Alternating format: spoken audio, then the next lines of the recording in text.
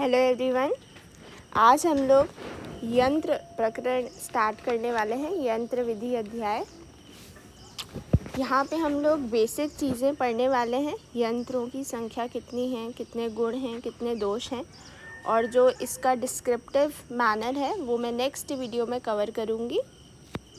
तो आज सिर्फ हम जो नाम है वो कैसे याद करना है, गुण कैसे याद करने हैं, दोष हम कैसे याद कर सकते हैं इजी वे में, वो सारी चीज़ें हम कवर करेंगे विद ट्रिक्स।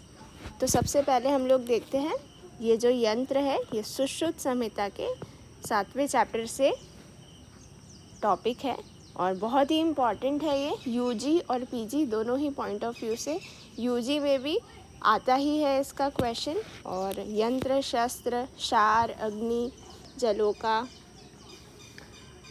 ये ऐसे टॉपिक्स हैं कि ये जो स्पेशलिटी है ना सुश्रुत संहिता की, तो इन टॉपिक्स में से 100% क्वेश्चन आता ही है, 2 से 3 क्वेश्चन। तो हम लोग देखते हैं, स्टार्ट करते हैं। जो यंत्र होते हैं कुल मिला के 101 यंत्र होते हैं, एकोत्तरम शतम। अब इसमें हस्त प्रधान बोला है, प्रधानतम बोला है आचार्य ने, और कंख मुख को प्रधान बोला है ना। हाथ नहीं होंगे तो हम कैसे पकड़ेंगे, कोई प्रोसीजर कैसे करेंगे, तो इसलिए हाथों को प्रधानतम बोला गया है। अब यहाँ पे इन्हीं 101 जो यंत्र है उनका हम लोग डिटेल में पढ़ेंगे। तो आचार्य ने आकृति के भेद से वर्णन किया है। आकृति के भेद से 6 टाइप्स के यंत्र बताए गए हैं।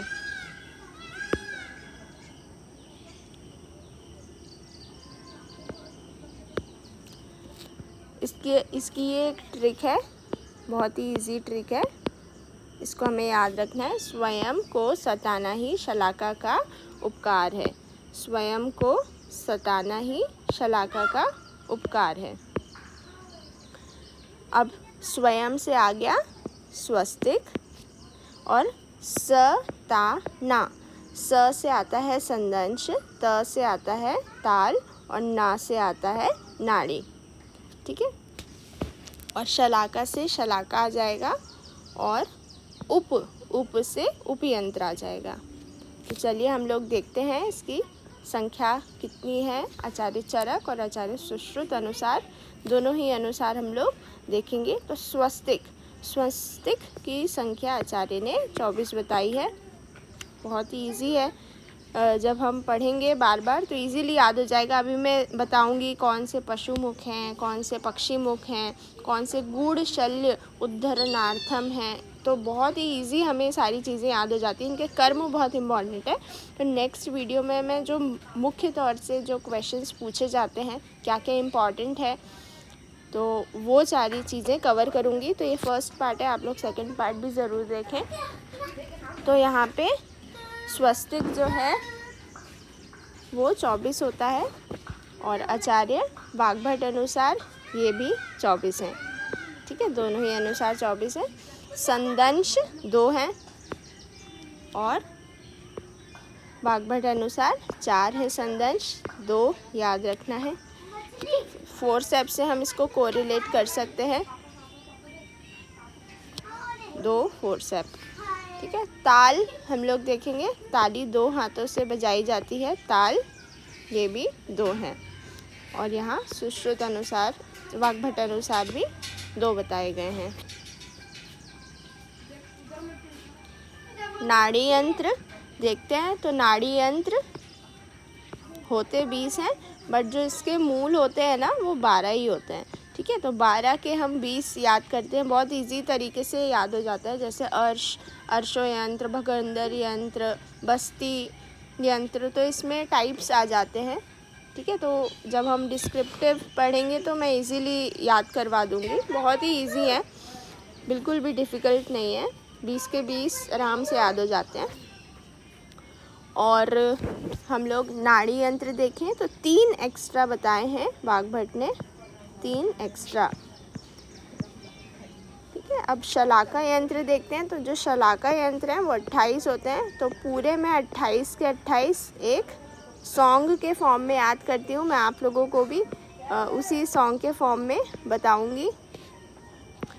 तो इसको हम याद करेंगे सॉन्ग के फॉर्म में। ऐसे पढ़ते हैं तो कई बार भूल जाते हैं कौन सा क्या कर्म है ना। कर्म बहुत इम्पॉर्टेंट है, कौन सी शलाका से कौन सा कर्म करा जाता है ना। इसके क्वेश्चंस भी बने हैं AIA-PGET में, तो ये काफ़ी ही इम्पॉर्टेंट है शलाका।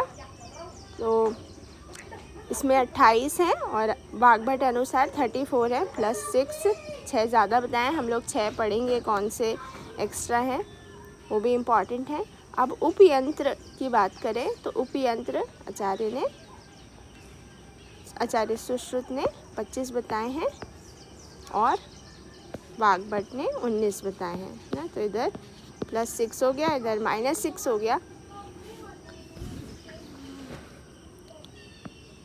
यहाँ पे भी +2 हो गया था, यहाँ भी +3 हो गया था। ठीक है, तो इस टाइप से ये संख्याएं हैं। अब आचार्य ने सिर्फ 3 का ही अंगुल प्रमाण बता रखा है।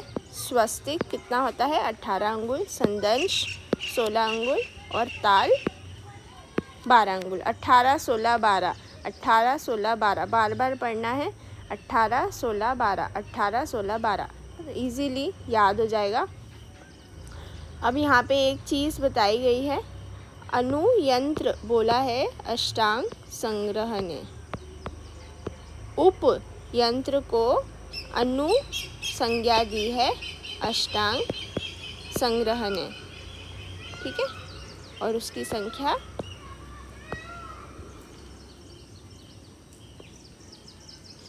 और उसकी संख्या 21 और उसकी संख्या 21 बताई है। ठीक है, तो ये चीज़ छोटी सी है, इसको भी याद रखेंगे। तो स्वयं को सताना ही शलाका का उपकार है। ठीक है, चलिए हम लोग आगे बढ़ते हैं। अब यहाँ पे ये जो यंत्र हैं इनको धातुओं से निर्माण करने के लिए बताया गया है। तो जो धातु है लौह आदि धातु से निर्माण करने के लिए बोला है। तो लौह यहाँ पे आयरन नहीं है। ठीक है, लौह से हम लोग धातु कंसिडर करते हैं, तो अन्य धातु से बताया गया है। अब हम लोग गुण देखते हैं। तो इसके जो कुल गुण हैं वो 6 हैं और जो दोष हैं वो 12 हैं। ठीक है, तो यंत्र और शस्त्र के गुण और दोष बहुत इम्पॉर्टेंट हैं। तो नेक्स्ट वीडियो में मैं शस्त्र के गुण और दोष भी कंसिडर एक्सप्लेन करूँगी। नेक्स्ट हम लोग देखते हैं कौन कौन से गुण हैं। ये मैं आपको यही सजेस्ट करूँगी कि इसका श्लोक याद कर लीजिए। बहुत ही सिंपल सा श्लोक है, कुछ चीज़ें श्लोक से ही याद करनी चाहिए।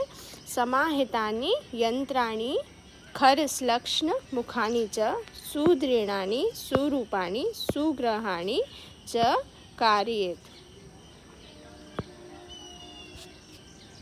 तो यहाँ पे कई बार कन्फ्यूजन होता है कि पहले रूप आता है या फिर पहले ग्रहाणी आता है। तो इस टाइप से DRG से हम याद रख सकते हैं। DRG, मैं तो इसको DP से याद रखती हूँ, मुझे DP से शुरू से ही याद रहता है। ठीक है, तो DPG से भी याद कर सकते हैं, डिस्प्ले पिक्चर होती है। ठीक है, तो उससे भी ये इजीली याद हो जाएगा कि पहले D से आएगा दृढ़ाणी, फिर रूपाणी और फिर ग्रहाणी। और फर्स्ट लाइन तो याद हो ही जाएगी, समाहितानि यंत्राणि, मतलब समाहितानि मतलब जो उसका आकार है वो पकड़ने में आए, इस टाइप से होना चाहिए। खर और श्लक्ष्ण, खुरदुरा और मुलायम, जो उसका प्रशस्त कर्म है, जो जैसा वो होना चाहिए वैसे ही होना चाहिए। ऐसे नहीं कि जो खुरदुरा है उसको सॉफ्ट कर दिया। ठीक है, श्लक्ष्ण मतलब सॉफ्ट मृदु होता है, तो जो खुरदुरा है वो खुरदुरा रहे, इस टाइप से जो मृदु है, श्लक्ष्ण है, मुलायम है, वो स्मूथ रहे। ऐसा मुख हो यंत्र का, दृढ़ हो, है ना, मजबूत हो और देखने में भी अच्छा हो, कुरूप ना हो। और ग्रहण करने में जैसे कुछ सीजर्स होती है जिनमें हम लोग उंगली घुसाते हैं तो उंगली निकल ही नहीं पाती, तो उस टाइप से डिफ़िकल्ट टू हैंडल ना हो, इजीली हैंडल कर सकें, ग्रहण कर सकें, तभी हम अच्छे से कार्य कर पाएंगे। तो इस टाइप से हमारे ये गुण हो जाते हैं। अब हम लोग दोष देख लेते हैं। तो दोष 12 प्रकार के होते हैं। 12 संख्या हम ऐसे याद कर सकते हैं कि 12 में मत जाओ दोष हो जाएंगे, तो 12 से 12, 12 में दोष मत जाओ दोष हो जाएंगे, ठीक है। या फिर 6 के जस्ट डबल दोष होते हैं यंत्र में, इस टाइप से भी हम याद रखें। फर्स्ट देखते हैं, अति स्थूलम, बहुत ज़्यादा मोटा ना हो। असारम, मतलब जो भी धातुओं से वो निर्मित है वो प्रॉपर धातुएं हों, मिलावट ना हो। सार, सहित हो। असार ना हो, है ना, जो खोखला होता है। नेक्स्ट, अति दीर्घम, बहुत ज़्यादा लंबा ना हो, बहुत ज़्यादा छोटा ना हो। अग्राही, कि वो पकड़ने में नहीं आ रहा है, इस टाइप से भी ना हो। विषमग्राही, कभी पकड़ने में आ रहा है कभी नहीं आ रहा है, इस टाइप से ना हो, सभी के पकड़ने में आए। वक्रम, टेढ़ा ना हो। शिथिल, ढीला ना हो। अत्य उन्नतम, काफ़ी लंबा ना हो। मृदु कीलम, मृदु कील ना हो, अच्छे से जो टाइट है वो कील हो। मृदु मुखम, मृदु मुख भी ना हो कि कट ही नहीं रहा है, कैंची से काट रहे हैं। लास्ट आता है मृदु पाशम, मृदु पाशम। तो पाश लॉक होता है, जो लॉक हो, जैसे सीजर्स का ही हम लें तो वो रिजिड हो, लॉक ढीला ना हो, कुछ काटेंगे तो वरना वो कटेगा ही नहीं, खुल जाएगा, ठीक है। जैसे हम लोग स्त्री प्रसूति में जो आर्टरी क्लैम्प्स वगैरह होती हैं तो उसमें लॉक होता है ना, 3 स्टेजेस में, तो उस टाइप से इसको हम कंसिडर करें। जो लॉक हो वो प्रॉपर लॉक हो, शिथिल ना हो, ढीला ना हो, ठीक है। अब हम अष्टांग संग्रह के अकॉर्डिंग देखते हैं। उन्होंने 8 माने हैं, तो ये जो सुश्रुत के 8 हैं सेम उन्होंने भी माने हैं।